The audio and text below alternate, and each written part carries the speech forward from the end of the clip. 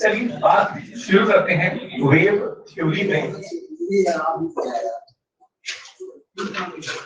अब यार एलवाई सर और हमारी बात चल रही थी, वो शाम वाले सुबह आने में उसको आपत्ति है, कौन है मतलब किसी को एक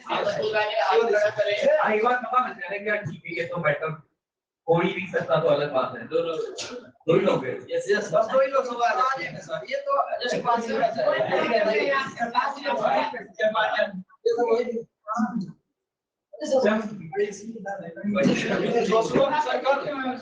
अरे तुम्हारे क्या वो 4-5 लोग अगर वो अपवाद स्वरूप बैठे रहेंगे तो दिक्कत है कि नहीं? क्या बोले पता नहीं मैं क्या बोला, वो कैसे गजब क्यों किया ये नहीं समझ आया। चलो बैठते हैं यहाँ पर और बात शुरू करते हैं।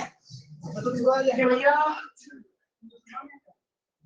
यहाँ पर वेव जो हम पैटर्न जानना चाहते हैं, इसमें होता क्या है, एनर्जी का ट्रांसपोर्टेशन हम समझते हैं पहले। एनर्जी को अगर ट्रांसपोर्ट कराना होता है एक जगह से दूसरी जगह पर, तो हमारे पास पॉसिबल तरीके क्या होते हैं, जैसे यहाँ पर एक बड़ा सा बांध हमने बना दिया भैया और यहाँ पर पानी है, और अगर इस पानी को फ्लो कराया जाएगा तो इस पानी के साथ जो पोटेंशियल एनर्जी स्टोर है वो क्या, वो इलेक्ट्रिकल एनर्जी का कन्वर्ट है पोटेंशियल मैग्नेटिक में और मैग्नेटिक टर्बाइन के थ्रू इलेक्ट्रिकल एनर्जी। तो हमें यहाँ पर क्या समझ में आता है कि यहाँ पर एनर्जी का, अब ये एनर्जी एक जगह से दूसरी जगह पर जब गई है, यहाँ पर स्टोर्ड एनर्जी यहाँ तक आई है, तो ये किसके साथ आई बेटा, पानी के साथ। पत्थर था, पत्थर को फेंका और पत्थर को फेंका तो पत्थर के साथ energy half m v square यहाँ दूसरी जगह तक पहुंच गई, हाफ एम वी स्क्वायर। तो जब अगर मुझे एनर्जी को एक जगह से दूसरी जगह पहुंचाना है तो वहां पर मुझे समझ आता है कि मास को भी साथ में ट्रैवल करना पड़ता है, और मास जब जब साथ में ट्रैवल करना पड़ता है, एनर्जी ट्रांसपोर्टेशन का ये तरीका कहलाता है mechanical way of energy transportation.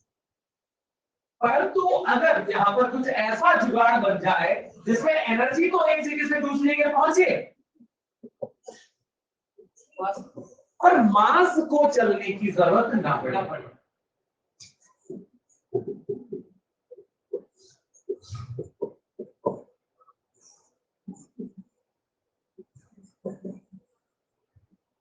इस पैटर्न को हम यहाँ पर क्या नाम देते हैं, यानी वेव एक तरीका है जिसमें हम क्या समझते हैं कि एनर्जी का एक जगह से दूसरी जगह पर ट्रांसपोर्टेशन होता है, वाइब्रेशन के थ्रू ट्रांसपोर्टेशन होता है, मोमेंटम जो वहां पर हमारे पास होते हैं, मोमेंटम एक जगह से दूसरी जगह पहुंच जाते हैं, एनर्जी एक जगह से दूसरी जगह पहुंच जाती है, पर मास का ट्रांसपोर्टेशन वहां पर नहीं नजर आता। यही तरीका हमारा वेव कहलाता है। इसका बेस्ट एग्जांपल है साउंड वेव। जब हम साउंड वेव की बात करते हैं तो हम जानते हैं जब मैं यहां से बोलूंगा तो मेरे वोकल कॉर्ड के थ्रू वाइब्रेशन में ट्रांसफर करूंगा किसको, हवा को, हवा के पार्टिकल्स को, और ये हवा के पार्टिकल यहाँ पर क्या करेंगे, अरे बोला मेरा काम हो गया। अब यहाँ पर जो बाकी काम करना है, इस साउंड को आप तक पहुंचाने का जो काम करना है वो करना है एयर के पार्टिकल्स को, और एयर के पार्टिकल जो मीडियम है, वो मीडियम के पार्टिकल यहाँ पर क्या करते हैं, वाइब्रेट करते हैं, और वाइब्रेट करके अपनी वाइब्रेशनल एनर्जी आगे ट्रांसफर कर देते हैं, पर हवा के पार्टिकल खुद ट्रैवल नहीं करते। ये वाइब्रेशन आगे वाले पार्टिकल को मिलेगा, तो यही वाइब्रेशन आगे वाले पार्टिकल को मिलेगा। तो particle to particle vibration transfer हुआ कि नहीं हुआ, वाइब्रेशन मतलब मोमेंटम ट्रांसफर हुआ कि नहीं हुआ, और उस मोमेंटम के साथ एनर्जी एक जगह से दूसरी जगह पहुंच गई, यानी साउंड यहां से यहां पहुंच जाता है, और जो मीडियम पार्टिकल्स हैं वो मीडियम पार्टिकल्स सब वहीं के वहीं मौजूद रहते हैं। मीडियम पार्टिकल्स नहीं दौड़ते, नहीं भागते। कभी आपने ऐसा नहीं देखा होगा कि बोलने की वजह से हवा फ्लो करने लगी, नहीं, हवा फ्लो नहीं करेगी, पार्टिकल फ्लो नहीं करेंगे, मीडियम पार्टिकल वही रहेंगे, सिर्फ वाइब्रेशन में ट्रैवल करेंगे। और एनर्जी प्रोपगेशन का यही तरीका ही क्या कहलाता है, वेव कहलाता है। तो सबसे पहले तो अपन स्टेटमेंट लिख लेते हैं।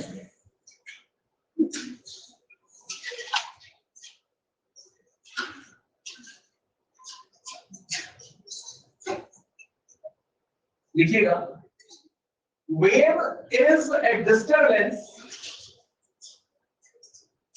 wave is a disturbance in which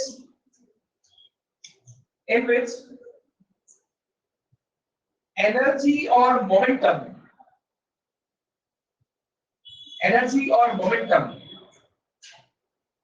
transfer from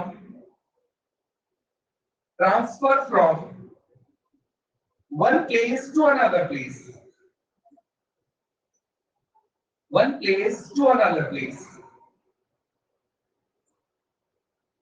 without any actual transfer of medium particle.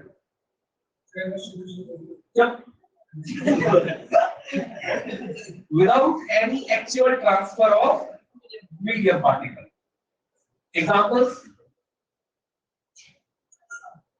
अब जो हमने यहाँ पर इस तरीके की बात की कि मीडियम में मास का ट्रांसपोर्टेशन नहीं होना चाहिए, एग्जाम्पल्स की हम बात करें तो हमने एक एग्जाम्पल तो देख लिया साउंड, तो हमने कहा साउंड बिल्कुल उस वेव की तरह ट्रैवल करता है, तो आप लिखेंगे एग्जाम्पल में पहला साउंड वेव, दूसरा एग्जाम्पल लिखेंगे wave on scratched wire, wave on scratched wire,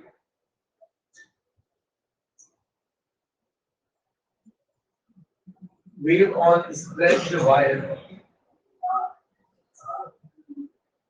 तीसरा एग्जांपल आप यहां पर लिख सकते हैं वेव ऑन वाटर सरफेस, पानी पर अपन ने पत्थर फेंक दिया तो जो वेव्स बनती है, तो wave on water surface.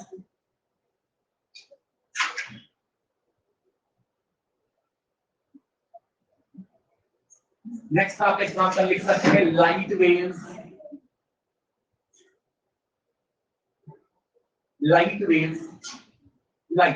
Light में भी आप जानते हैं कि लाइट जब सन से या किसी भी लाइट के सोर्स से जब लाइट ट्रैवल करती है तो मीडियम पार्टिकल नहीं ट्रैवल करते, सिर्फ और सिर्फ लाइट मतलब क्या, इलेक्ट्रोमैग्नेटिक वेव, लाइट मतलब क्या, और इलेक्ट्रोमैग्नेटिक वेव का अपना खुद का चलने का पैटर्न होता है, आप सीएमडब्ल्यू चैप्टर पढ़े हैं, उसमें क्या होता है, एक्सेलरेटेड चार्ज पार्टिकल होता है, उसकी वजह से इलेक्ट्रिक वेरिएबल इलेक्ट्रिक और मैग्नेटिक फील्ड बनते हैं, कुछ ऐसे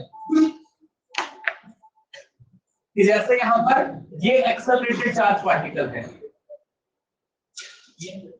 ये एक्सेलरेटेड चार्ज पार्टिकल कुछ ऐसे ऑसिलेट करता है और इसके ऐसे ऑसिलेट करने से यहां पर अपने को वेरिएबल इलेक्ट्रिक फील्ड और वेरिएबल मैग्नेटिक फील्ड परपेंडिकुलर बनते नजर आते हैं और कंबाइंड फॉर्म में ये आगे ट्रैवल करते हैं, इसी को ईएम वेव कहा जाता है, इलेक्ट्रोमैग्नेटिक वेव कहा जाता है। और इलेक्ट्रोमैग्नेटिक वेव के उस बड़े से स्पेक्ट्रम में जैसे यहां पर होता है कॉस्मिक गामा एक्सरे, यहां बीच में कहीं पर विजिबल लाइट्स होती है, आगे ना ये यहां पर, और ये लाइट वेव जो इलेक्ट्रोमैग्नेटिक वेव है ये भी यहां पर अपने को प्रॉपर एक जगह से दूसरे की जाती नजर आती है और इसमें मीडियम हमें कतई चलता नजर नहीं आता। ये सब किसके एग्जांपल हो गए, वेव्स के एग्जांपल्स। अब यहाँ पर वेव को जब हम आगे पढ़ेंगे तो हमें कुछ नामों की, कुछ क्लासिफिकेशंस की जरूरत पड़ेगी, तो आप अभी हेडिंग लिखेंगे क्लासिफिकेशन ऑफ वेव्स,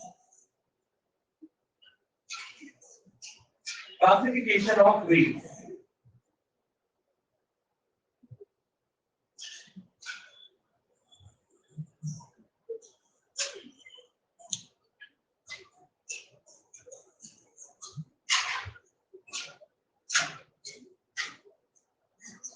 इसमें क्लासिफिकेशन का फर्स्ट हेडिंग है based on necessity of medium, based on necessity of medium, based on necessity of medium। Medium की आवश्यकता के अनुसार यहाँ पर अपने को वेव्स जो है ना वो दो तरीके से क्लासिफाई होती नजर आएंगी। पहली सेक्शन ए, जिसको हम यहाँ पर लिख रहे हैं नॉन मैकेनिकल वेव,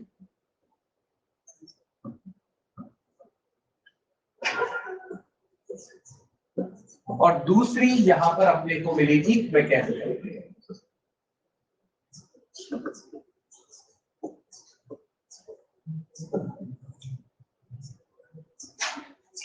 पहले सुन लीजिएगा पूरी बात को, फिर लिखेंगे, ध्यान से सुन लो।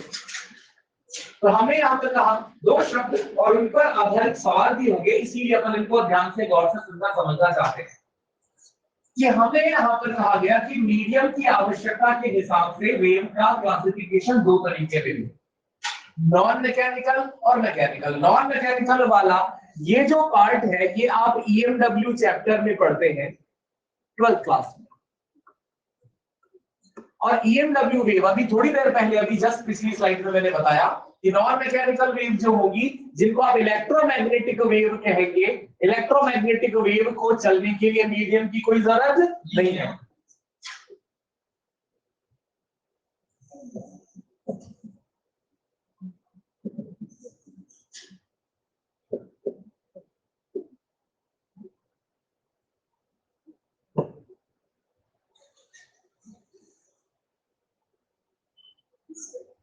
इनके चलने का जो पैटर्न है वो इलेक्ट्रोमैग्नेटिक वेव जैसा, इलेक्ट्रोमैग्नेटिक तरीका है।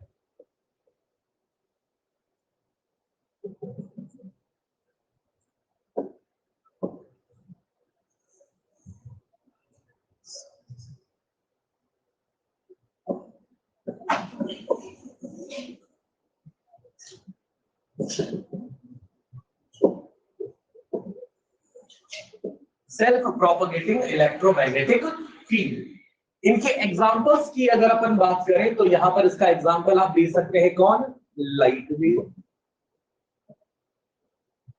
इसके अलावा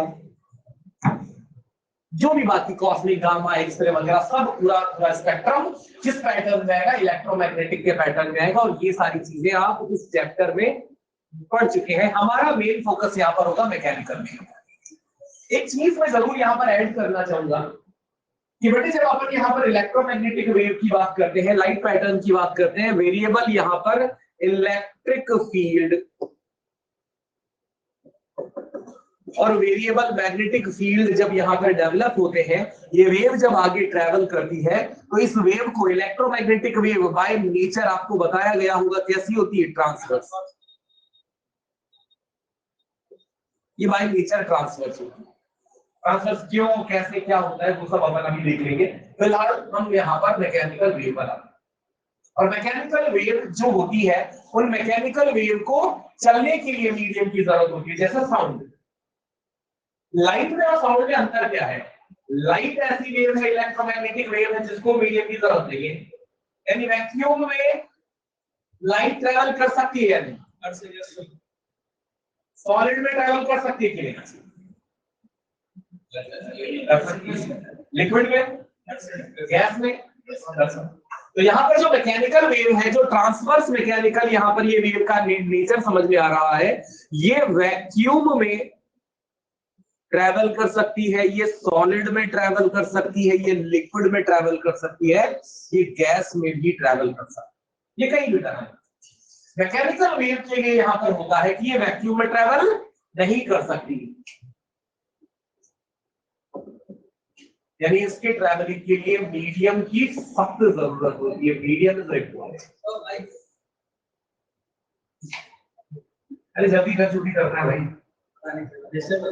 लास्ट वाला पहला, ये बात मान लेना, लास्ट वाला पहला बोल दिया।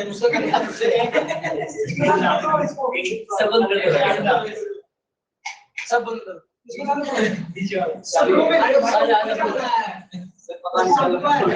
क्यों इधर तक आपके ऑर्डर ले रहा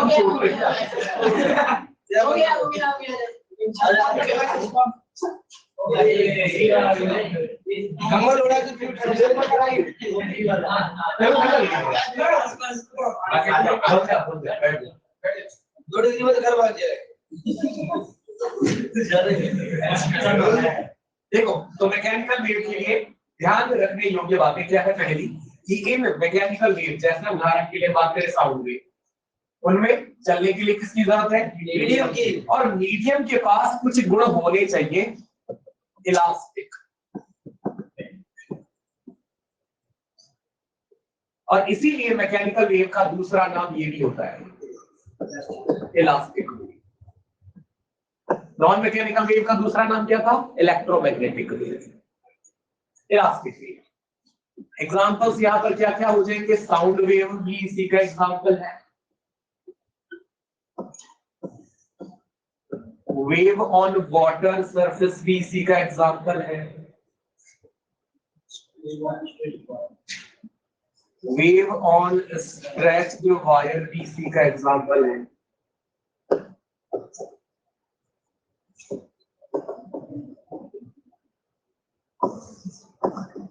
सेस्मिक वेव भी इसी का एग्जांपल है। सेस्मिक वेव मतलब भूकंप वाली वेव्स, वो भी इसी का एग्जांपल है।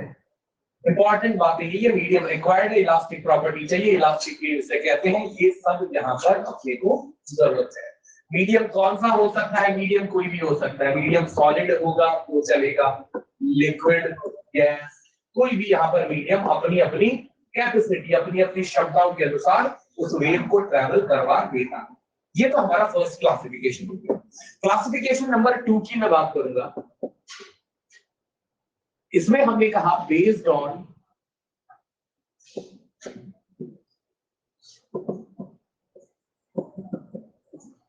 Direction of propagation. इसमें यहां पर 3 क्लासिफिकेशन के पार्ट होंगे। पहला 1D, दूसरा 2D और 3D। बहुत सिंपल, नामों के हिसाब से बहुत सिंपल, कि जैसे कहा जाएगा कि which one is 1D wave. जैसे एक बात यहां पर समझो, एक रस्सी मैंने वहां पर बांधी और रस्सी का दूसरा सिरा मेरे हाथ में, और मैं रस्सी को वाइब्रेट कराता हूं। तो रस्सी को वाइब्रेट कराता हूं तो एनर्जी का मतलब क्या है? रस्सी को वाइब्रेट कराने से पता है क्या होता है? क्रेस्ट और ट्रफ जैसे शेप बनते हैं। और वो क्रेस्ट और ट्रफ यानी वाइब्रेशन, और crest and trough simple vibration. वो वाइब्रेशन क्या होते हैं? रस्सी पर आगे मूव करते नजर। वाइब्रेशन किस पर क्रिएट किए? रस्सी पर। चलेंगे भी किस पर? रस्सी पर। और रस्सी के अलोंग ही चलेंगे, रस्सी से बाहर नहीं जा सकते। ऐसा नहीं रस्सी तो नहीं वाइब्रेशन इधर चलेगी, किस पे जाएंगे? रस्सी तो रस्सी के अलोंग जाएगी ना। तो इसीलिए यहाँ पर हमें समझ में आता है कि रस्सी के अलोंग वो एनर्जी जो है वो एक ही दिशा में जा सकती है। इसीलिए रस्सी पर चलने वाली वेव्स को क्या कहा जाएगा? 1D motion. दूसरा, पानी की सरफेस पर पत्थर फेंका और पानी की सरफेस पर ऐसे लहरें बनती है। वो लहरें कहाँ है? पानी की सतह पर है, उस सरफेस पर है।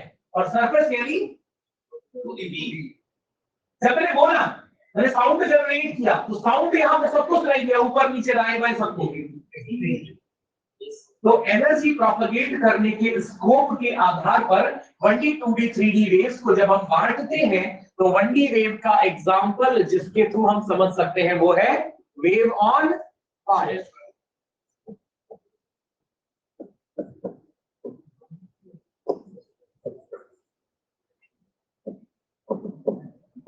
2D वेव के लिए एग्जांपल,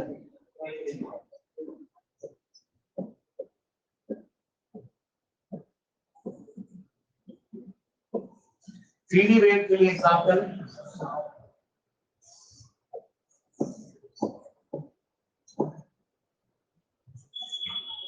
तीसरी चीज यहां पर आती है, तीसरा क्लासिफिकेशन आता है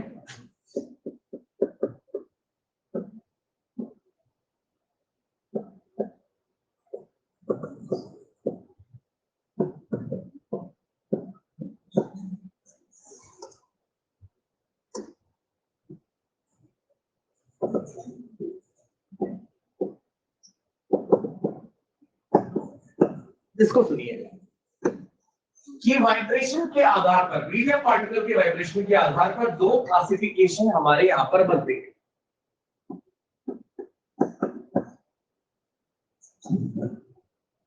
ट्रांसवर्स वेव,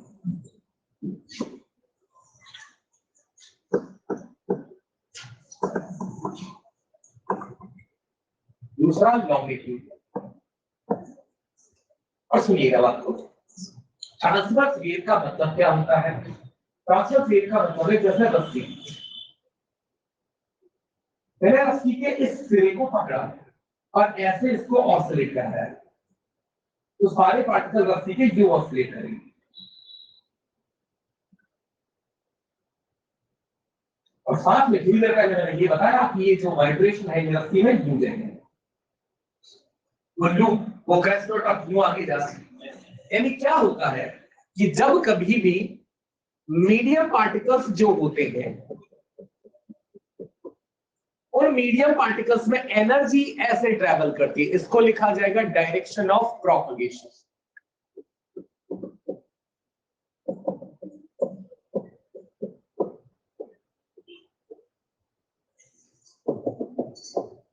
और मीडियम पार्टिकल्स जो है वो यू वाइब्रेट करेंगे, इसे लिखा जाएगा वीओपी, वाइब्रेशन ऑफ पार्टिकल।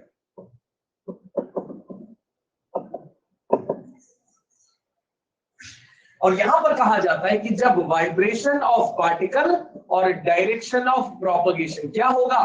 परपेंडिकुलर। क्या होगा बेटा? मतलब पार्टिकल रस्सी के कैसे वाइब्रेट करते हैं, सब अपनी जगह पर ऐसे, ये वाला पार्टिकल भी ऐसा, और एनर्जी कहां डाली जा रही है? सीधी ऐसे हॉरिजॉन्टल अलोंग द स्ट्रिंग। तो along the string energy propagate कर रही है डीओपी, पार्टिकल वर्टिकल वाइब्रेट कर रहे हैं वीओपी, और दोनों अगर परपेंडिकुलर है तो इस तरीके के वेव प्रोपगेशन को क्या कहा जाता है?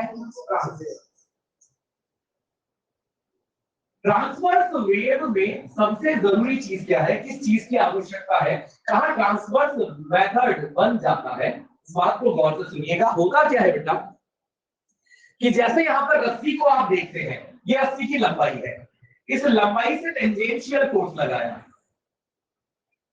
मैं इस चीज को थोड़ा सा रिलेट करता हूं, यहां पर गौर से देखना कि होता क्या है।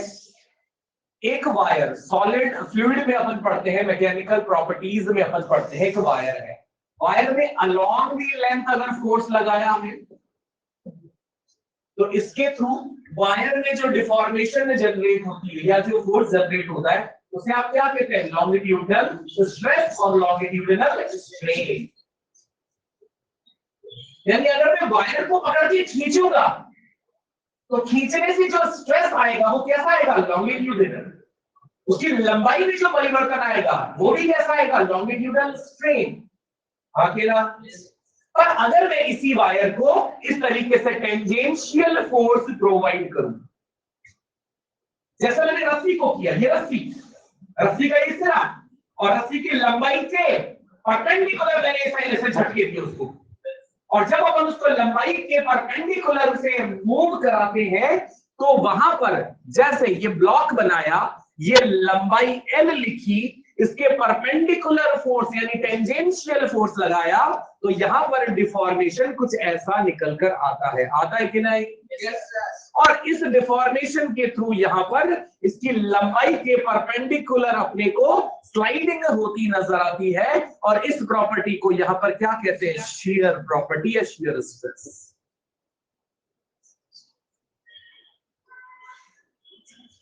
और इस शियर प्रॉपर्टी के थ्रू हमें ये बात समझ में आती है कि ये शियर प्रॉपर्टी सिर्फ और सिर्फ किन मटेरियल्स में पाई जाती है? सॉलिड। तो यही चीज यहां पर भी है कि अगर एक रस्सी को वाइब्रेट कराते, हवा को वाइब्रेट करा सकते हैं, मैं यहां पर हाथ पकड़ के ऐसे हवा को ऐसे झटके दे दूं तो हवा थोड़ी नहीं लहरें बनाने लग जाएगी, नहीं बनाएगी यार, क्योंकि हवा में इंटर एटॉमिक डिस्टेंस होती है ज्यादा। मैं एक पार्टिकल को अगर मुक्का मार के ऊपर धकेल दूंगा तो बाकी पार्टिकल यूं नहीं लहरें बनाने लगेंगे, नहीं बनाएंगे। और वायर में, रस्सी में क्या होता है, जब आप एक पार्टिकल को ऐसे झटके देते हैं तो इनमें जो शियर प्रॉपर्टी होती है, यानी जो परपेंडिकुलर फोर्स लगाने की प्रॉपर्टी होती है, उसके कारण क्या बनते हैं? क्रेस्ट और ट्रम्प।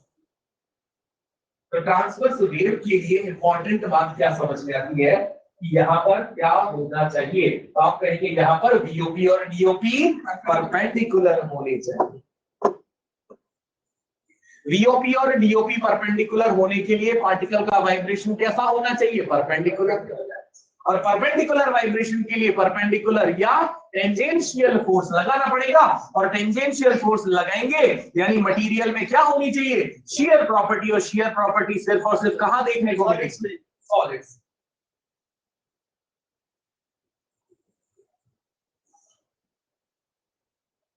और इसी के कारण यहां पर वेव यू बनती है।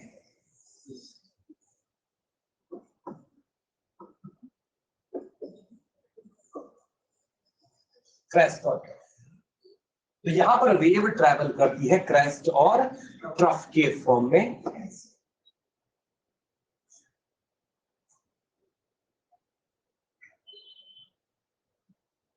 क्रेस्ट और ट्रफ होता क्या है, तो क्रेस्ट और ट्रफ होता क्या है, सिंपल सी बात है।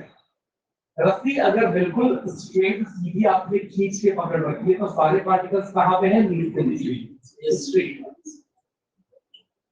जब अपन यहाँ पर इसको ऑसिलेट कराते हैं ऐसे और ऐसे, जब अपन इस रस्सी को मीन पोजीशन पे ऊपर वाला झटका देते हैं तो क्या बनेगा, और मीन पोजीशन पे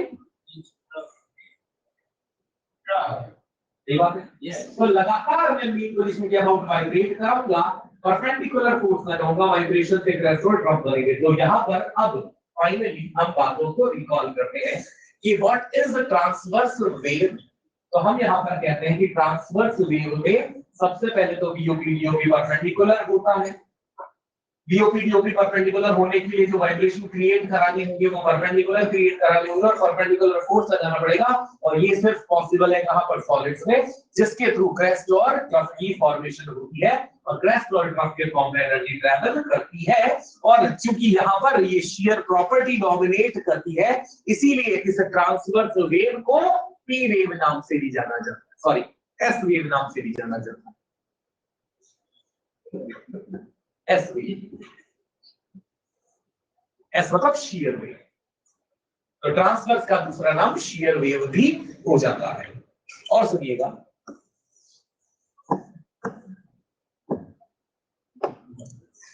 दूसरी चीज, दूसरी बात हम यहां पर लेकर आते हैं कि लॉन्गिट्यूडिनल वेव क्या है।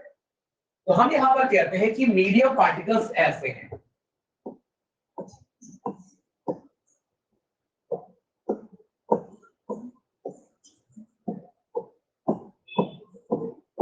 और जब हम बोलते हैं तब क्या होता है, उसका प्रॉपर विजुअलाइजेशन क्या होता है। जब मैं बोलूंगा तो यहाँ एयर पार्टिकल जो है ना, ये वाइब्रेट करेगा ऐसे, ये अपने वाइब्रेशन को आगे कैरी फॉरवर्ड करेगा ऐसे, फिर ये अपने वाइब्रेशन को आगे कैरी फॉरवर्ड करेगा ऐसे।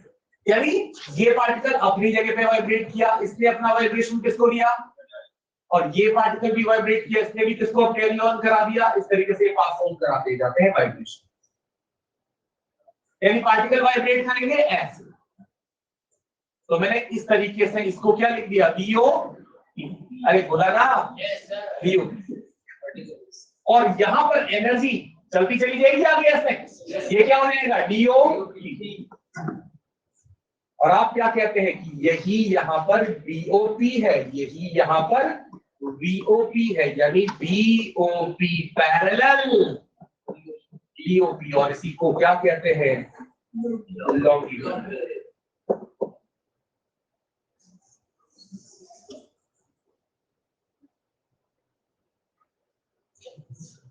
मीडियम के पास ना ऐसा ये प्रॉपर्टी होगी खींचने की और वापस अपने शेप में आने की, यानी लॉन्गिट्यूडनल स्ट्रेस अभी अपन ने डेवलप किया था, तो लॉन्गिट्यूडनल रबड़ जैसी स्ट्रेचिंग प्रॉपर्टी, खींचा छोड़ा तो वापस। अभी तो क्या होगा, ये मीडियम ऐसे यू बाउंस करता है, ऐसे एयर पार्टिकल्स अपने को यू मूव करते नजर आते हैं अपनी जगह पर, बार बार जैसे साउंड जा रहा है वो ऐसे यहां पर अपने को ऑसिलेट करते नजर आते हैं, और ये अपने को इस तरीके से एनर्जी या वाइब्रेशन आगे ट्रैवल करता नजर आता है। कैसे, गॉड ध्यान से देखकर रिलेट कर रहा हूं कि ये यहां पर एयर पार्टिकल्स हैं,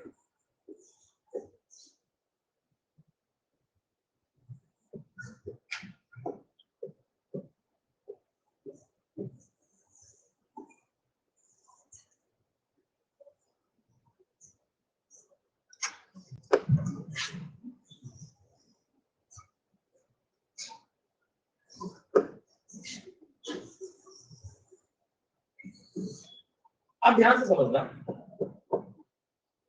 हमने क्या कहा कि जब रस्सी खिंची हुई होती है उसको जब उस सिरे को पकड़कर ऑसिलेट कराते हैं तो कुछ पार्टिकल मीन पोजीशन के ऊपर वो क्या बना, क्रेस्ट, कुछ पार्टिकल मीन पोजीशन के नीचे वो क्या बना, ट्रफ। वेव कैसे ट्रेवल करेगी, इस दिशा में, ये क्या हो गया, डीओपी। ट्रांसवर्स वेव में क्रेस्ट और ट्रफ क्यों बनते हैं, क्योंकि पार्टिकल इस दिशा में ऐसे वाइब्रेट करते हैं। ऊपर वाली दिशा पॉजिटिव दिशा, नीचे वाली दिशा नेगेटिव दिशा, यानी मीन पोजीशन से पॉजिटिव और नेगेटिव साइड पार्टिकल क्या करते नजर आते हैं, ऑसिलेट, वाइब्रेट करते नजर आते हैं। और इस पैटर्न में डीओपी वीओपी परपेंडिकुलर होता है, इसीलिए उसको क्या कहते हैं, ट्रांस। यहां पर क्या होता है, डायरेक्शन ऑफ प्रोपगेशन भी इसी एक्सिस पर है और पार्टिकल का वाइब्रेशन भी इसी एक्सिस पर है। अब इसी एक्सिस पर आगे जाएगा तो आगे वाले डिस्प्लेसमेंट को क्या लिख दूं, प्लस, और पीछे वाले डिस्प्लेसमेंट को क्या लिख दूं, माइनस। पहले यहां तक की बात को समझो कि ये बात समझ गए, पार्टिकल के वाइब्रेशन की एक्सिस कौन सी है, सेम ये भी बात, मीन पोजीशन, और हवा का पार्टिकल ऐसे ऑसिलेट कर रहा है। मीन पोजीशन से आगे गया मतलब पॉजिटिव, मीन पोजीशन से पीछे गया मतलब नेगेटिव। ठीक है, अब ध्यान से देखना,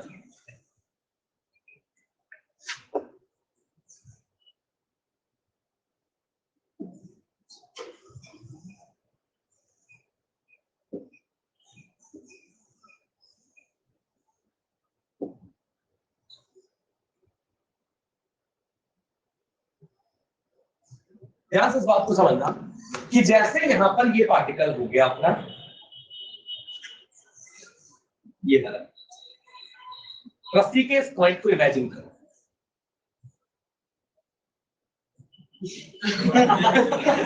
ध्यान मुद्रा में चला गया। रस्सी के इस पॉइंट को इमेजिन करके ये बताओ कि इसके पीछे वाले पार्टिकल मीन पोजीशन से किधर है,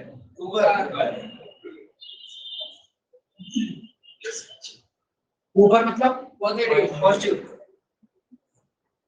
तो अगर मैं यहां के सारे पार्टिकल्स को एक बार दिखाऊंगा और पूछूं कि इसके इधर वाले जो पार्टिकल हैं, फिर से शुरू करते, ध्यान से समझना, ये पार्टिकल है, ये कहां है, अपनी मीन पोजीशन पर है कि नहीं है। इस पार्टिकल के लेफ्ट साइड वाले मीन पोजीशन से ऊपर मतलब, अब इन पार्टिकल को भी आप कहां देख रहे हैं, मीन पोजीशन पर। इसके इधर वाले पार्टिकल भी कहां डिस्प्लेस होंगे, पॉजिटिव। पॉजिटिव मतलब आगे, यानी ये पार्टिकल अपने को किधर नजर आएंगे,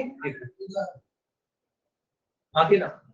अरे ऐसे ऑसिलेट होंगे तो ये अपनी मीन पोजीशन से किधर नजर आएंगे, आगे। अब इस शेप पर ध्यान दो, इस शेप में आप गौर से देखोगे तो आपको क्या नजर आएगा, ये पार्टिकल मीन पोजीशन से किधर है, नीचे मतलब नेगेटिव मतलब पीछे, यानी ये वाले सारे पार्टिकल जो है ये किधर होंगे, पीछे।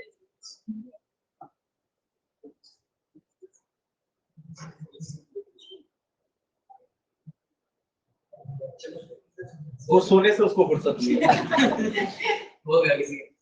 मेरा सिंपल ये कहना है कि मीन पोजीशन से ऊपर नीचे अगर वाइब्रेट हो रहा है तो कौन, ट्रांसवर्स, और मीन पोजीशन से आगे पीछे वाइब्रेट हो रहा है तो कौन, और मैं आपको ये समझाना चाह रहा हूं कि जैसे ट्रांसवर्स में ऊपर नीचे वाइब्रेट होने के कारण क्रेस्ट और ट्रफ बनते हैं, तो यहां आगे पीछे वाइब्रेट होने के कारण क्या बनेगा, ये हम समझना चाहते हैं। ऊपर नीचे वाइब्रेट होने के कारण क्रेस्ट और ट्रफ बने, तो हमने यहां पर कहा कि ये पार्टिकल जो मेन पोजीशन पर है, बिल्कुल वैसे ही ये वाले सारे पार्टिकल मैं कहां कहना चाहता हूं, मेन पोजीशन पर।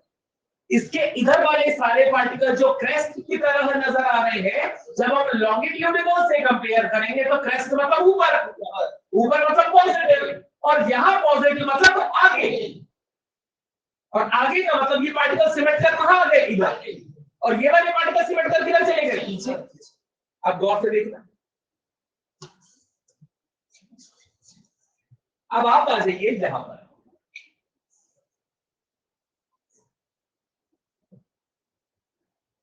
यहां के इधर वाले पार्टिकल किधर है, नीचे मतलब नेगेटिव मतलब पीछे।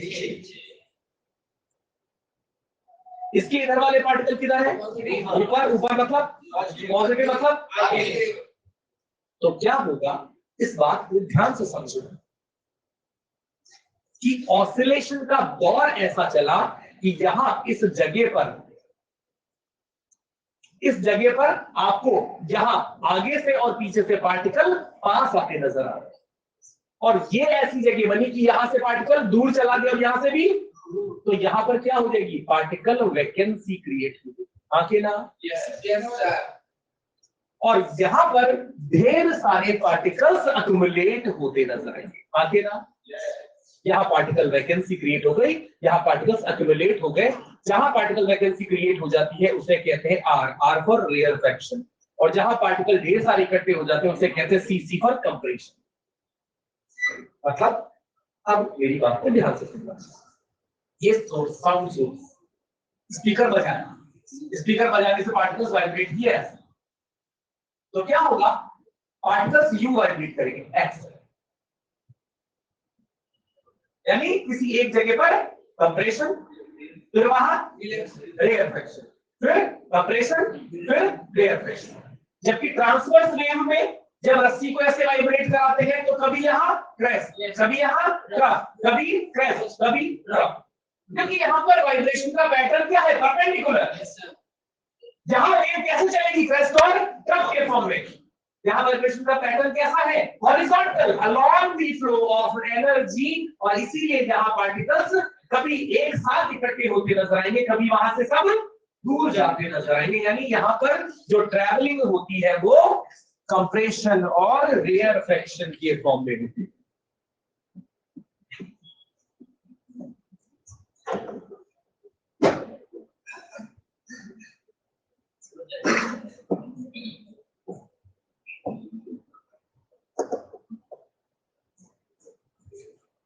और कंप्रेशन और रेयरफेक्शन का मतलब क्या है, कंप्रेशन का मतलब पार्टिकल्स एक साथ इकट्ठे हो गए, और जब एक जगह पर ढेर सारे पार्टिकल इकट्ठे हो जाएंगे वहां प्रेशर, और किसी जगह से पार्टिकल गायब हो गए यानी वहां प्रेशर ड्रॉप, तो प्रेशर जोन बने, हाई प्रेशर और लो प्रेशर, वहां प्रेशर जोन नहीं बने, वहां क्रेस्ट और क्रेस्ट मतलब ऊपर जैसा शेप, ट्रफ मतलब नीचे जैसा शेप। तो ट्रांसवर्स वेव में क्रेस्ट और ट्रफ बनते हैं, क्रेस्ट और ट्रफ बनने का कारण है शियर प्रॉपर्टी।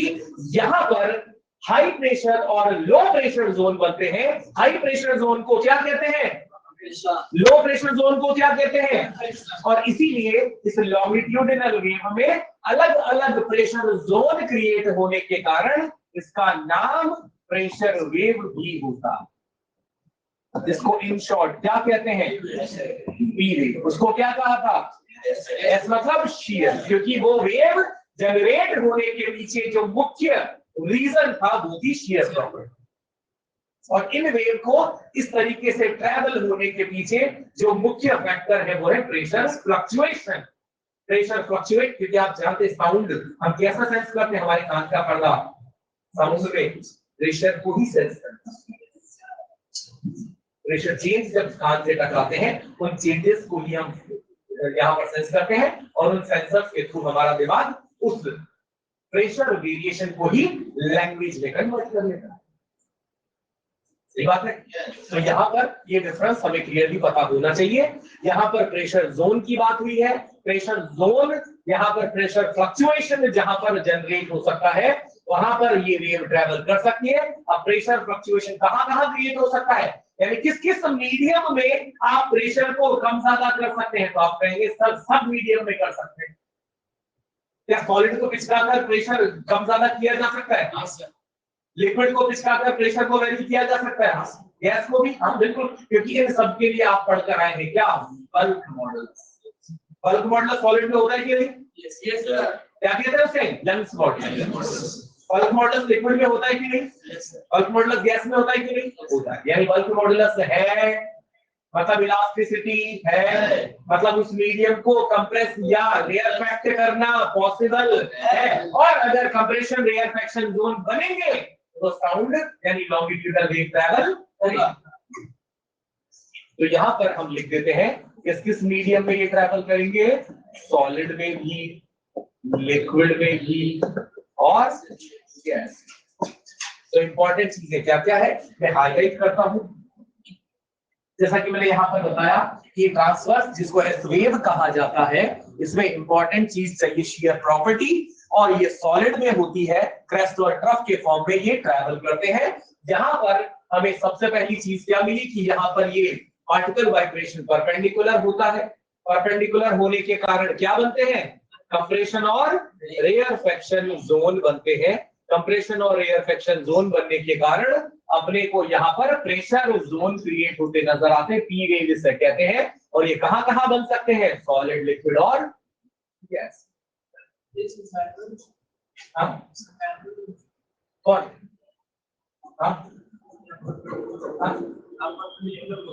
नहीं पैरेलल, उसमें परपेंडिकुलर। ये छापो, मैं शुरू यहां से कर देता हूं।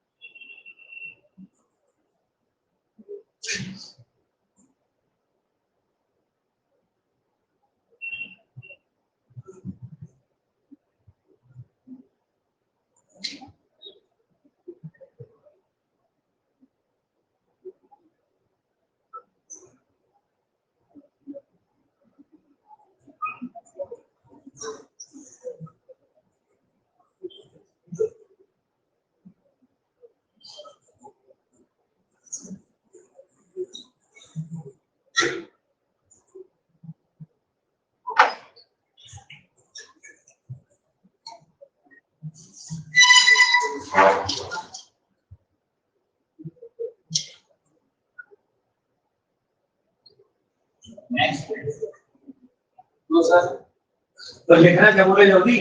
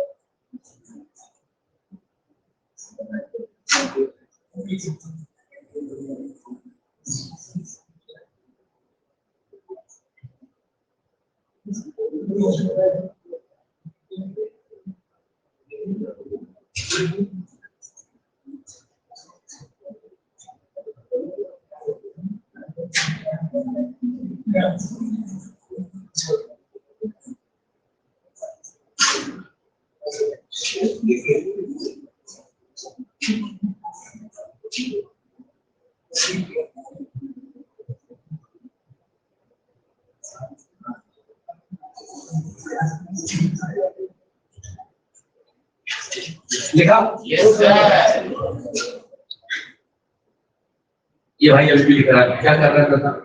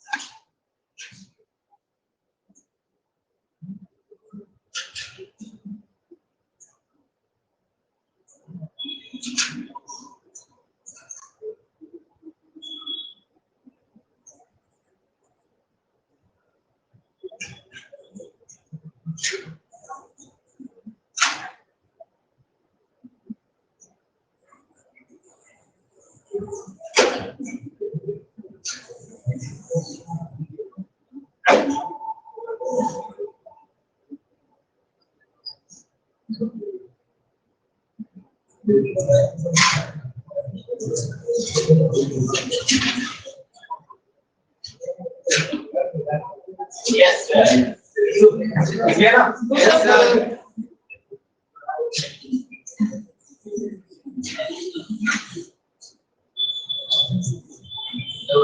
अभी बात कर रहे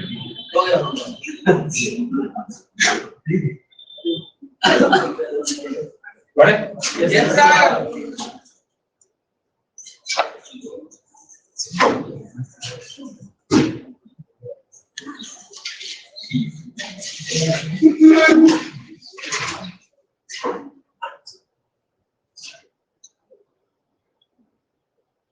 क्या हो रहा है तुम्हारा दिवाली मनाया गया सर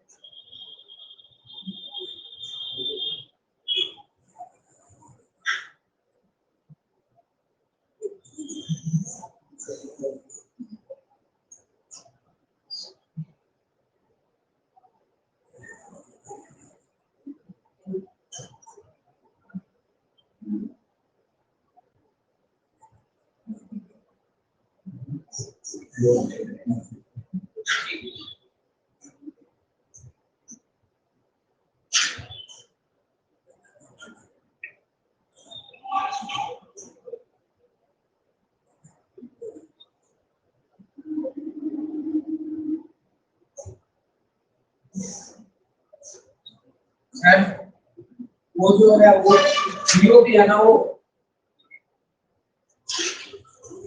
मतलब वो जहाँ पे एक जीरो उसके ऊपर जो एरो बना है ना उसके ऊपर नीचे वो एरो जहाँ पे वो एरो लगा है ना ये वाला ये हाँ वो जीरो भी है ना वो हाँ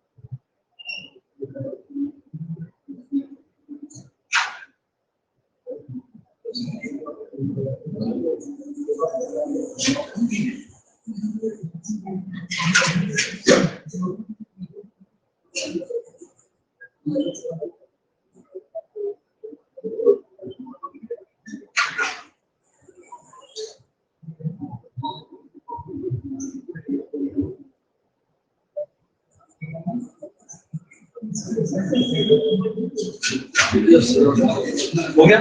नो सर।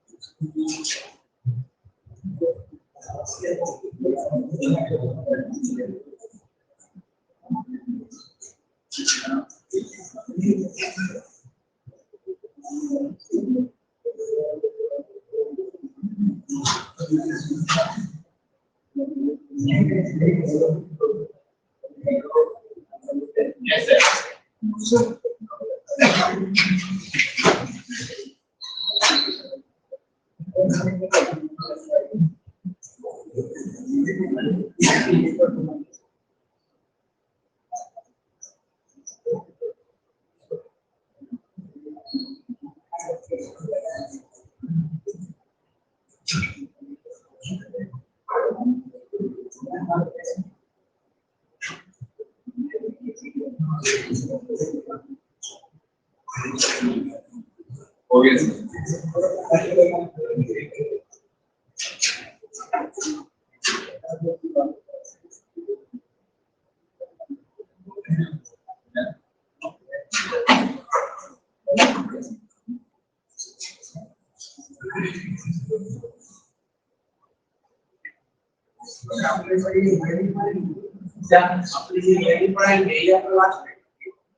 इसके अलावा और क्या स्टार्ट हुआ? नोटिस में उसका मैकेनिक्स का चलाया ना बात दो तीन अभी कोई बात है नहीं, अगर होगा तो जरूर। तो प्लान ही नहीं है। तो अब मुझे भी पता ना कि और आगे बाकी के चैप्टर्स आपको कौन पढ़ाएगा। मुझे अभी बता रखा है कि आपको क्या क्या कराना है, मेरे लिए अभी क्या ये कराना है। चलिए तो बात आगे बढ़ाते हैं, ध्यान से सुनिएगा। हमने क्या सीखा अभी तक की कहानी में, उसमें कुछ थोड़ी सी चीजें जो मैं सीखी वो और मैं ऐड करूंगा। यहाँ पर एक बार सारे प्लान को अपन देखते हैं। हम यहाँ पर बात करते हैं सबसे पहले नॉन मैकेनिकल वेव की।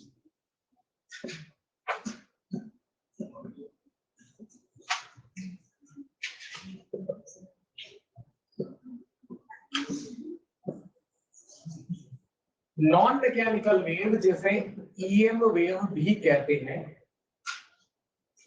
उसमें हमने बात की कि ईएम वेव के लिए जो मीडियम यहाँ पर सुटेबल है वो सॉलिड भी है, लिक्विड भी है और गैस भी है, इनफैक्ट वैक्यूम भी है।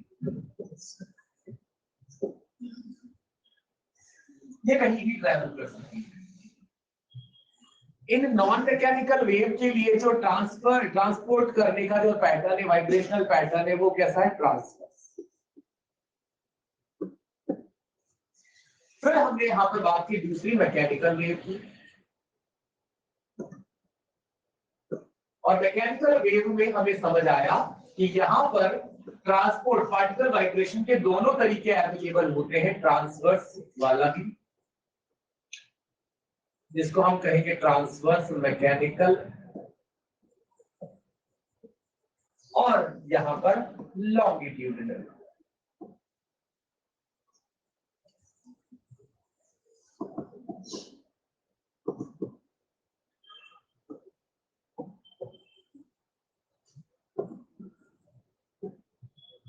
ट्रांसवर्स मैकेनिकल वेव में आपको यहां पर ये बात समझनी है कि ये कहां चल सकते हैं। तो अभी तक आपने क्या सीखा है? सॉलिड्स। क्यों? क्योंकि सॉलिड्स में ही शेयर प्रॉपर्टी होती है, और ट्रांसवर्स वेव को आप यहां पर क्या कहते हैं? और ये यहां पर जो लॉन्गिट्यूडनल वेव है, इसके लिए हमने क्या सीखा? ये सॉलिड में भी चल सकती है, लिक्विड में भी चल सकती है, और गैस में भी चल सकती है, वैक्यूम में नहीं चल सकती। क्योंकि ये क्या है? Mechanical wave. मैकेनिकल वेव को क्या चाहिए? मीडियम। मीडियम कौन सा? तीनों में से कोई भी। एक चीज जो मैं यहां पर ऐड करना चाहूंगा वो यहां पर ये है कि जब हम ट्रांसवर्स वेव की बात करते हैं, ट्रांसवर्स मैकेनिकल वेव की बात करते हैं, शेयर प्रॉपर्टी की बात करते हैं, तो शेयर प्रॉपर्टी जो होती है ना बेटा,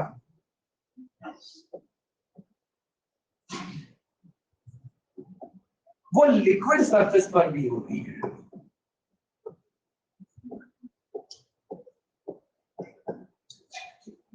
लिक्विड सरफेस पे किसके कारण? क्योंकि हम जानते हैं लिक्विड सरफेस पर सरफेस टेंशन होती है। सरफेस टेंशन भी बिल्कुल वैसा ही काम करती है, खींची हुई रहती है सरफेस। अब इस खींची हुई सरफेस पर अगर मैं परपेंडिकुलर फोर्स लगाऊं, जैसे मैंने फूंक मार दी, तो मुझे यहां पर इस तरीके से वो वेव्स बनती नजर आएंगी, और ये काम कहां होगा? सिर्फ लिक्विड सरफेस पे। इसीलिए हम यहां पर क्या करें कि शेयर प्रॉपर्टी जो है वो लिक्विड सरफेस पर भी होती है, और लिक्विड सरफेस पर इसके होने का कारण कौन है? Surface tension. इसीलिए हम यहां पर कहते हैं कि ये वेव सॉलिड्स के साथ साथ कहां भी डेवलप होगी? लिक्विड सरफेस पर भी डेवलप होगी। कोई कहे लिक्विड के अंदर ही डेवलप होगी? नहीं। गैस में? नहीं। तो लिख देता हूं मैं,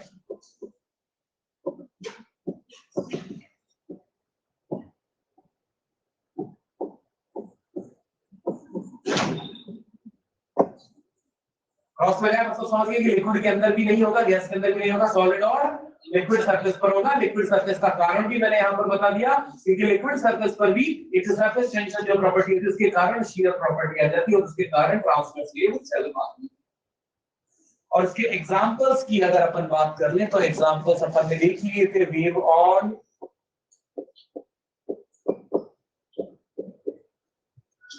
स्ट्रेच्ड वायर। इसके एग्जांपल्स अपन ने देख लिए थे, कौन कौन थे? साउंड, ये बेस्ट एग्जांपल है। इसके एग्जांपल्स अपन ने देखे थे, लाइट वेव वगैरह। तो एक बार ये पूरा का पूरा ऐसे ही टेबल बनाएं।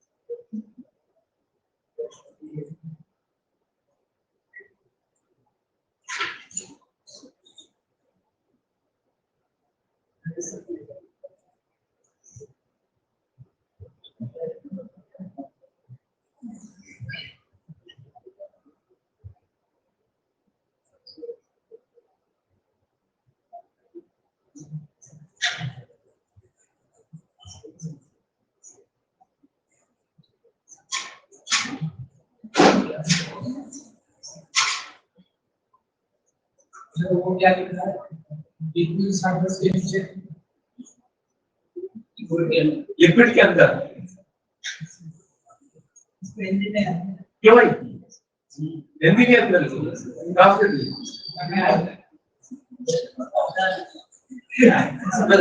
बंगाली में अंदर उसको बता दीजिए बंगाली में अंदर क्या कहते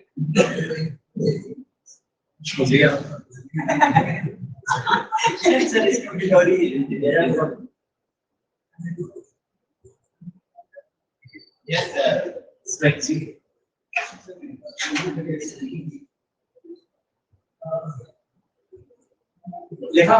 यस सर।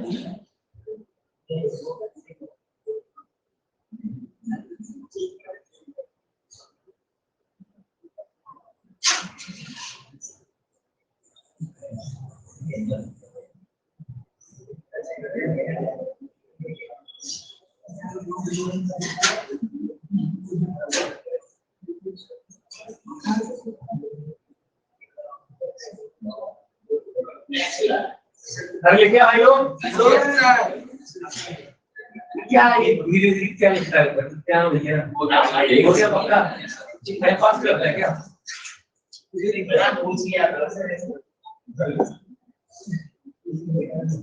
तो एक बार क्वेश्चन में इससे आइडिया लेते हैं। क्वेश्चन का वैरायटी पैटर्न कैसा होगा और हमने जो ये सारी बातें लिखी है इसका मतलब क्या है, इसको लिखिएगा एक बार। क्वेश्चन है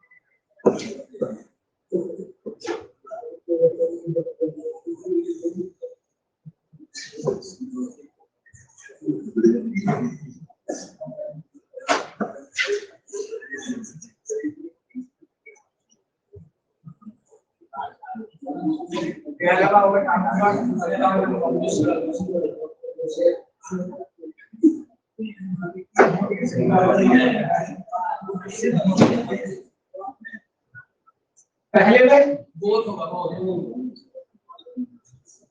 बोथ, और दूसरे में या पहले में ऑप्शन 1 2 3 4 बोथ, ये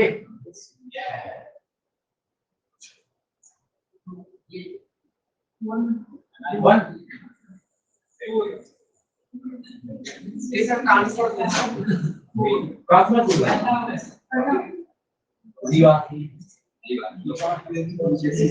तो सुनो, कैसे समझना है सवालों को और कैसे ऑप्शंस के साथ जाना है। यहाँ इस सवाल में क्या बोला गया है, आपसे पूछा है कि नेचर ऑफ वेव्स बतानी है। किस मीडियम में? Nature of waves. वेव्स कौन सी, मैकेनिकल या नॉन मैकेनिकल? नहीं पता, नहीं पता। वेव्स कौन सी, मैकेनिकल या नॉन मैकेनिकल? नहीं पता। साथ में मैंने ये क्वेश्चन में दिखाया ताकि आपको समझ आए कि क्वेश्चन में ऐसा भी पूछा जा सकता है। यहाँ वेव स्पेसिफाई करनी कौन सी, वहां मैकेनिकल या नॉन मैकेनिकल के बारे में आइडिया नहीं है तो आपको यहाँ पर नॉन मैकेनिकल भी सोचना पड़ेगा और मैकेनिकल भी सोचना पड़ेगा। मैकेनिकल रहेगा तो तो हमने कहा नेचर ऑफ वेव्स, हमने दिखाया री क्वेश्चन में कि कौन सी वेव्स, तो हमने कहा मैकेनिकल भी सोचूंगा और नॉन मैकेनिकल। अब आप जानते हैं कि नॉन मैकेनिकल वेव्स वो भी किस मीडियम में, तो यहाँ देखो नॉन मैकेनिकल वेव्स वो भी किस मीडियम में, किस नेचर की होगी, तो आपका जवाब होगा कि नॉन मैकेनिकल अगर गैसियस मीडियम में बात करेगा तो कैसी नजर आएगी, ट्रांसवर्स। फिर अपन आ गए कहां पर, मैकेनिकल। मैकेनिकल में कौन सा मीडियम, गैसियस। तो हम आ गए मैकेनिकल में, और मैकेनिकल में कौन सा मीडियम, गैसियस। गैसियस मीडियम में ट्रांसवर्स, गैसियस मीडियम में लॉन्गिट्यूडनल होता है। तो हम यहां से क्या कहेंगे कि मैकेनिकल वेव में इनका नेचर कौन सा होगा, लॉन्गिट्यूडिनल। अब बताओ जवाब क्या देंगे, ट्रांसवर्स की लॉन्गिट्यूडिनल। और सुनना इस अगले सवाल में, क्योंकि इसमें स्पेसिफाई किया है कौन सा, मैकेनिकल में दो कैटेगरी होती है जो हम जानते हैं, ट्रांसवर्स और लॉन्गिट्यूडिनल। पर मीडियम कौन सा है, गैसियस मीडियम में ट्रांसवर्स, सिर्फ और सिर्फ ट्रांसवर्स। ठीक है,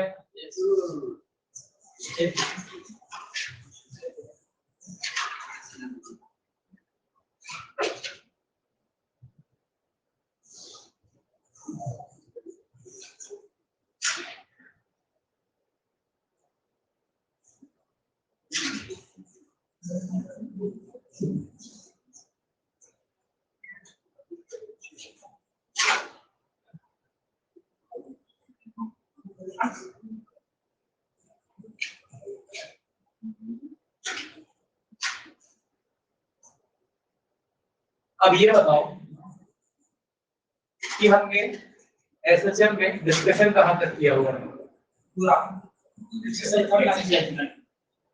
बाकी होगा।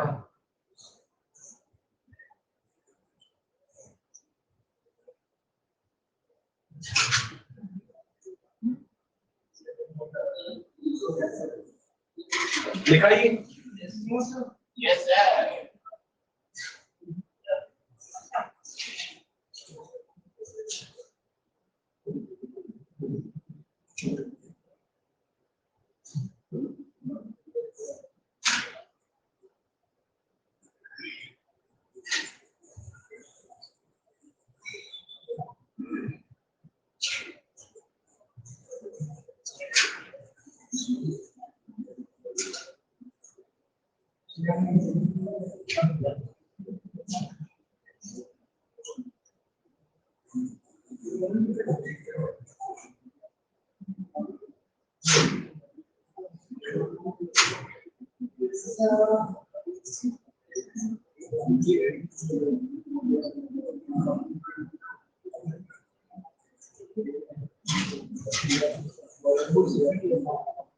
बढ़ाया आगे, यस सर।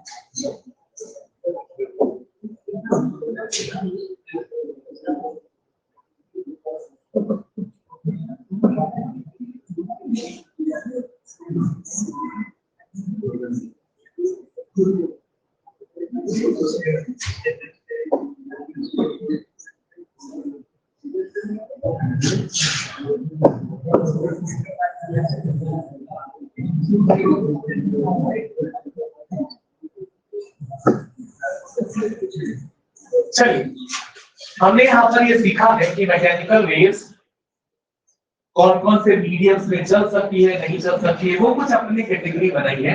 एक बार मैंने यहाँ पर मैकेनिकल वेव्स में चारों मीडियम्स को लिखा। हमने देखा है कि सॉलिड में भी चल सकते हैं, गैस में भी, लिक्विड के अंदर भी, लिक्विड की सरफेस पे भी।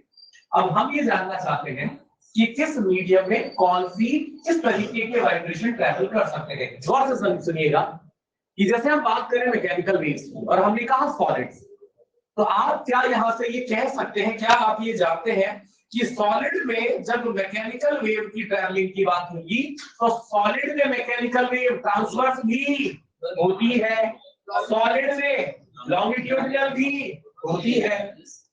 तो हम यहां से क्या लिख सकते हैं कि सॉलिड्स में जो मैकेनिकल वेव का नेचर होता है वो ट्रांसवर्स प्लस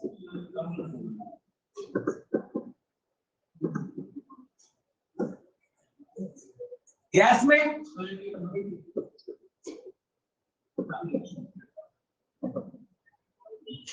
इनसाइड लिक्विड पक्का,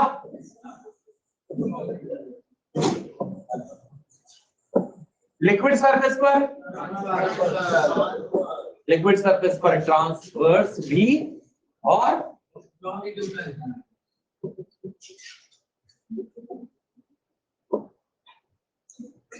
अब समझिएगा कि सॉलिड में जो हम ट्रांसवर्स प्लस लॉन्गिट्यूडिनल की बात करते हैं, इसका मतलब ये है कि अगर मैं यहां पर ये अर्थ की बात करूं और इस अर्थ में यहां पर कहीं पर भूकंप आ जाए,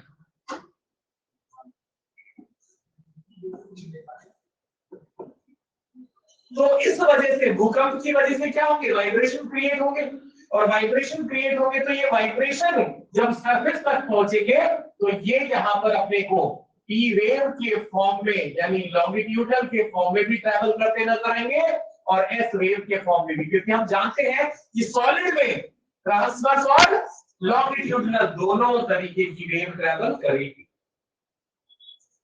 जब हम लिक्विड सरफेस की बात करेंगे तो लिक्विड सरफेस पर भी हमने क्या सीखा, ट्रांसवर्स और लॉन्गिट्यूडनल दोनों ट्रैवल करेंगे। इसका मतलब क्या है, जैसे ये लिक्विड की सतह है, सरफेस, लिक्विड की सतह, यहां से एक नाव, वो भी मोटर बोट निकली, और इस मोटर बोट के जाने से क्या होगा, मोटर बोट में मोटर लगी होती है, उसका जो भी वहां पर पंखा है वो घूम रहा होगा, उस पंखे के घूमने से वाइब्रेशन डिस्टर्ब हो रहे हैं, वाइब्रेशन डिस्ट्रीब्यूट हो रहे होंगे। वाइब्रेशन डिस्ट्रीब्यूट कहां कहां हो रहे होंगे, पानी के अंदर भी हो रहे होंगे और पानी की सतह पर भी हो रहे होंगे। पानी से बाहर नहीं, पानी की सतह पर और पानी के अंदर। अब बात जब पानी के अंदर वाइब्रेशन की आएगी तो उस मोटर बोट के चलने से पानी के अंदर जो वाइब्रेशन क्रिएट होंगे उनका नेचर सिर्फ और सिर्फ लॉन्गिट्यूडनल, क्योंकि पानी के अंदर ट्रांसवर्स नहीं हो सकता। और पूछा जाएगा कि मोटर बोट के पानी पर तैरकर जाने से लिक्विड की सरफेस पर कौन से वाइब्रेशन क्रिएट होंगे, तो जो वाइब्रेशन क्रिएट होंगे उसमें ट्रांसवर्स और लॉन्गिट्यूडनल दोनों होगा और उसी का नाम होता है मिक्स्ड वेव्स। क्या नाम होता है, मिक्स्ड वेव्स। और उसी मिक्स्ड वेव्स को पानी की सरफेस के लिए नाम दिया जाता है रिपल्स। और रिपल्स का मतलब यहां पर ये है कि ट्रांसवर्स प्रॉपर्टी है, यानी लिक्विड की सरफेस पर ये वेव आगे जब जा रही है, डायरेक्शन ऑफ प्रोपगेशन आगे है, तो ट्रांसवर्स के कारण पार्टिकल वाइब्रेशन कैसा नजर आएगा, परपेंडिकुलर, और लॉन्गिट्यूडिनल के कारण पैरेलल। और इस वजह से यहां पर मिक्स मोशन जो नजर आता है वो इलिप्टिकल फॉर्म पे नजर आता है।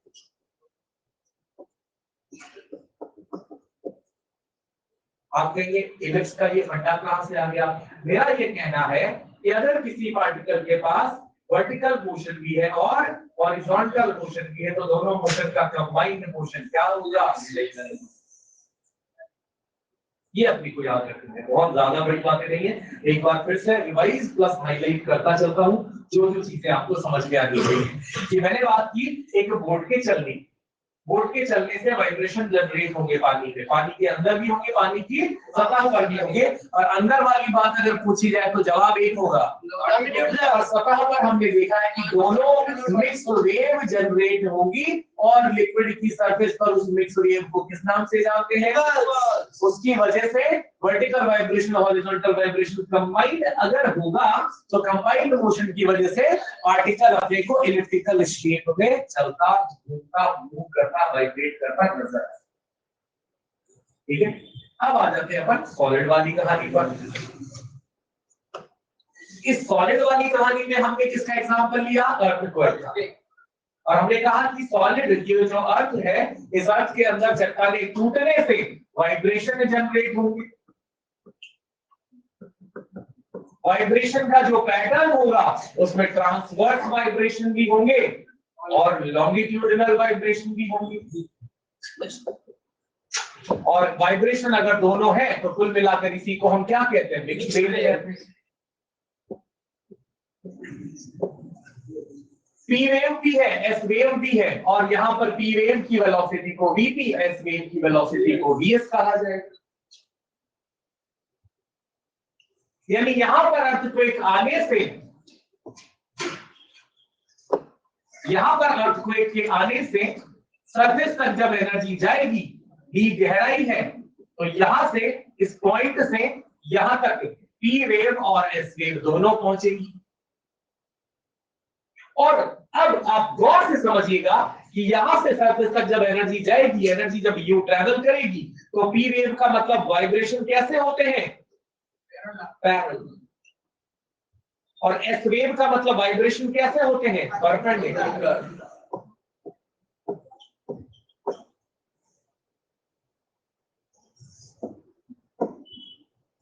अब आप बताओ, मुझे इस दिशा में जाना है और मैं बिल्कुल सीधा सीधा लोगों को हटाते हुए सीधा भाग के जा रहा हूं, यानी मेरा वाइब्रेशन और मेरे चलने की दिशा इसी तरह है।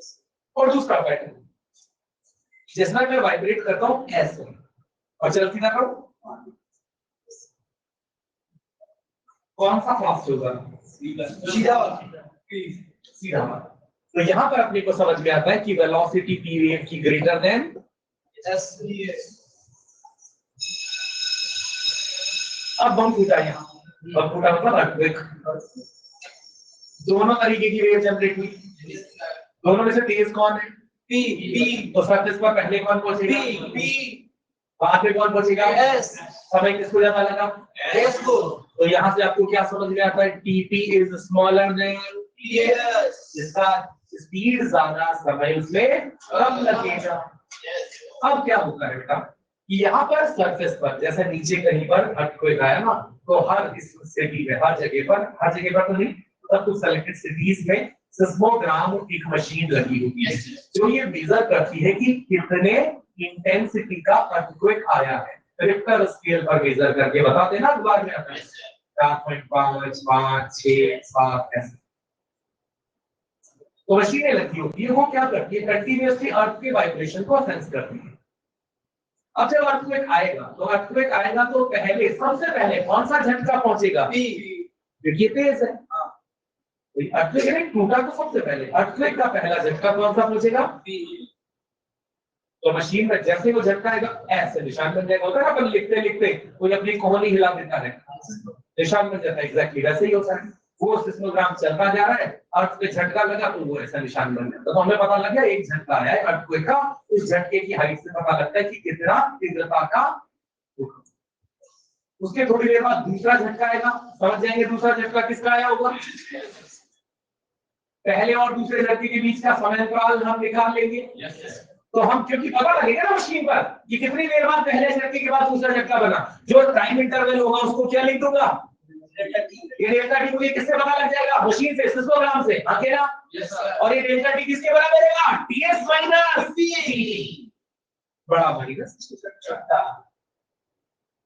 और मुझे साइंटिस्ट लोगों ने ये बताया हुआ है, उन्होंने मेजर किया हुआ है साल दर साल उनकी स्टडी से कि अर्थ क्रस्ट में पी वेव की वेलोसिटी और एस वेव की वेलोसिटी कितनी होती है।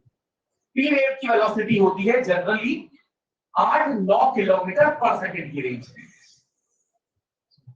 और एस वेव की वेलोसिटी थोड़ी कम, 4-5 किलोमीटर पर सेकंड की रेंज में। तो अर्थ क्रस्ट से जब ऊपर तक भूकंप की वो वेव्स ट्रैवल करके आएंगी, तो उन वेव्स के ट्रैवल करने में समय अंतराल होगा कि नहीं होगा? पहले कौन पहुंचेगी? पी में। तो समय किसको कम लगेगा? पी को। ज्यादा किसको लगेगा? मुझे बताना है कि भूकंप की सतह से गहराई कितनी सबसे ज्यादा है। तो देखते हैं, मुझे बताना है कि भूकंप की गहराई कितनी है। तो हम यहाँ पर क्या कहते हैं कि डेल्टा टी किसने बताया? मशीन ने। और यहां से इसको क्या लिख दिया? टीएस माइनस टीएस को क्या लिख दिया जाएगा? डी गहराई किस स्पीड से? इसको क्या लिख दिया जाएगा? डी गहराई किस स्पीड से? और यहां से इस फॉर्मूले में डेल्टा टी जानते हैं, वीएस जानते हैं, वीपी जानते हैं, तो क्या पता लग जाएगा? डी पता लग जाएगा। उदाहरण के तौर पर बात कर लेते हैं कि हमने यहां पर देखा कि उस सिस्मोग्राम पर डेल्टा टी जो निकल कर आया वो निकल कर आया 2 मिनट। उस जगह पर जो वीपी की वैल्यू दे रखी थी वो दे रखी थी 8 किलोमीटर पर सेकंड। वीएस की वैल्यू जो दे रखी थी वो थी 4 किलोमीटर पर सेकंड। पूछा गया कि सतह से उस भूकंप के उस बिंदु की गहराई कितनी। ऐसा सवाल। तो आप पहले ये देखिए,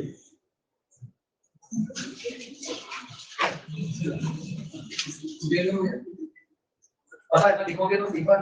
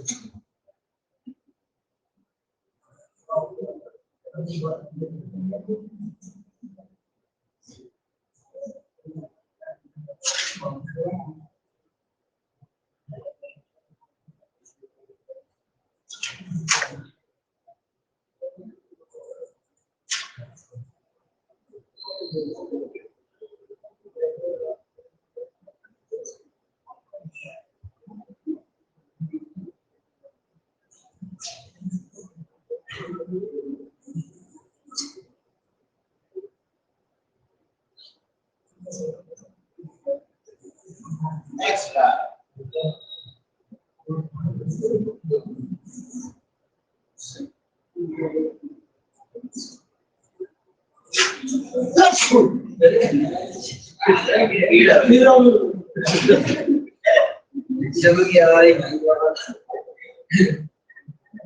ये भेज के छोड़ेंगे ये वहां वहीं से आएगा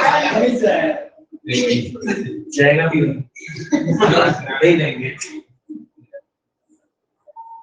चलिए आगे खड़े होकर सेंटर सुनाई में भी खोल दिया गया इसका सुनाई में भी किसका सेंटर अगला बोला था ये पहले, अभी तो फिर भी स्टार्ट हो गया। भी खोल दिया और क्या हां रही बोला सेंटर वही आप लोग भी पढ़ाएंगे कि सर आप ये पूरा रह दो पहले आप ये पूरा रह दो हां सारे टीचर नहीं ये भी तो हो सकता है सारे टीचर वही रहते हैं इसलिए इधर आए हो। यस सर यही बात है फिर वहां पे आप लोग की पढ़ाई साथ यार वहां पे हमें से ही मतलब जितने बैच बनेंगे अकॉर्डिंगली 2-3-4 टीचर जितने रिक्वायर्ड होंगे एक से जाएंगे। नहीं तो कहां से आएंगे प्रोजेक्ट कमजोर है आप जो जिनको आना था वो आ चुके हैं प्रोजेक्ट। और अब आगे कुछ होगा भी नहीं तो इसलिए यहीं से जाएंगे लोग। क्या होगा जाएगा क्या नहीं अधिकारी बोला कि आप लोग इस बार मेहनत कीजिए अगली बार बढ़ा देंगे इतना बड़ा कमजोर है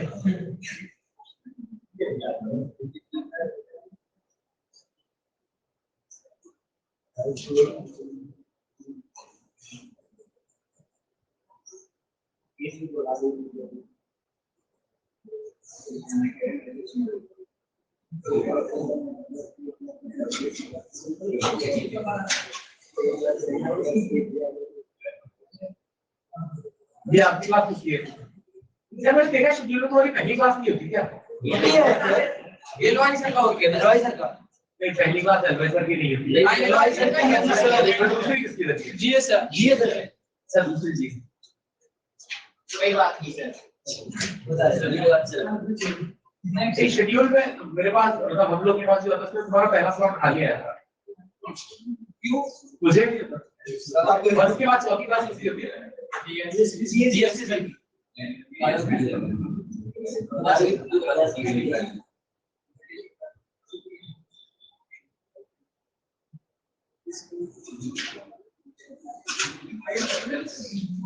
ये लिखा भाई? Yes sir. हो गया था क्या? अब याद है उसको लिखना भी है। ये आगे वाला। नहीं सर वो लिख रहे हैं, आगे कर रहा था।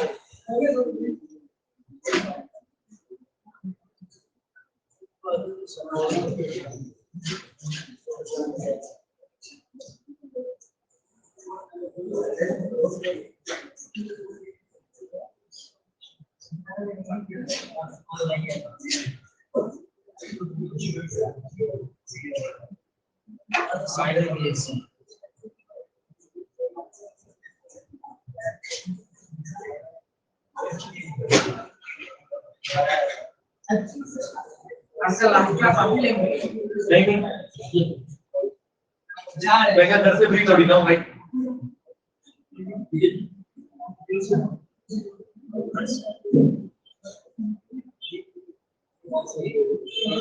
अरे लिख लिया भाई।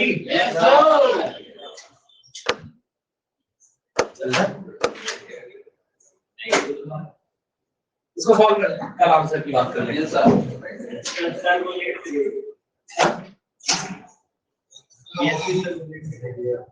वो मिलेंगे तो बोल दूंगा। नहीं मिलेंगे सर। पता मुझे। और होमवर्क की बात चलो कल ही देखेंगे। हाँ सर बड़ी अच्छी बात है, समझ आ गई।